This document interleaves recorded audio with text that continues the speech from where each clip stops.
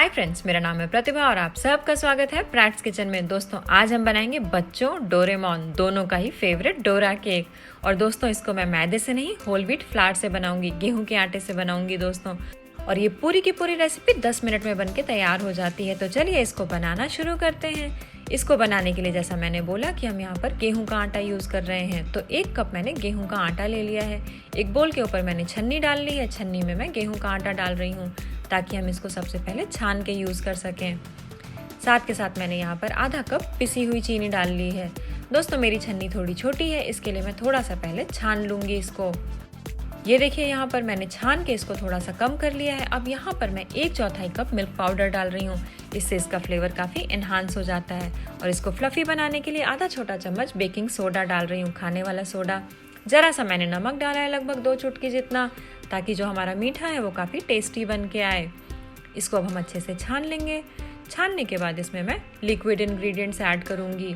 सबसे पहले मैं यहाँ पर शहद डाल रही हूँ, 1 बड़ा चम्मच मैंने शहद डाला है। शहद से कैरामलाइजेशन बहुत अच्छा होगा और हमारे पैनकेक का कलर बहुत अच्छा निकल के आएगा।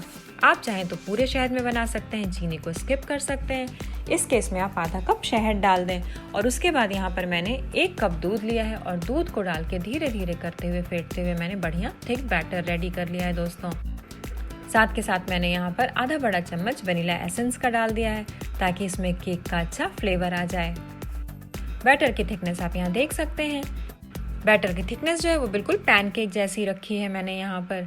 अब हम इसको चलिए बनाना शुरू करते हैं। बनाने के लिए मैंने मीडियम हॉट पैन पर 1/4 कप जितना बैटर ऐसे ड्रॉप किया है। बैटर अपने आप ही पैनकेक की शेप ले लेगा दोस्तों, क्योंकि इसकी थिकनेस जो है वो बिल्कुल परफेक्ट है।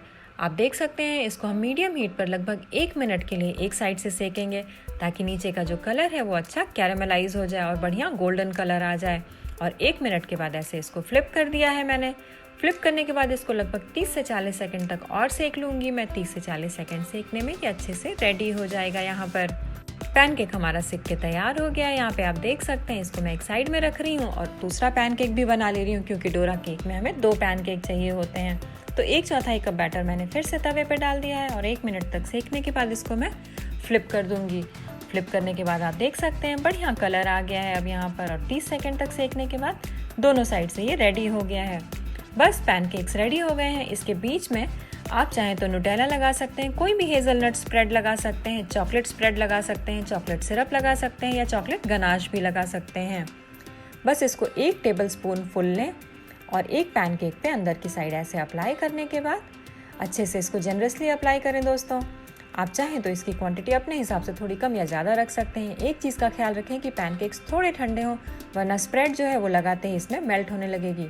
बस तैयार हो गया ये। और बच्चों को आप सुबह के नाश्ते में, टिफ़िन में, शाम के नाश्ते में, डेजर्ट्स में कभी भी दें, उनको ये बहुत पसंद आएगा। तो इसको बनाएं और मुझे बताएं दोस्तों ये रेसिपी आपको कैसी लगी। अगर ये वीडियो पसंद आई हो तो लाइक, कमेंट, शेयर और सब्सक्राइब करना बिल्कुल ना भूलें। फिर मिलेंगे एक नई रेसिपी के साथ प्रैट्स किचन।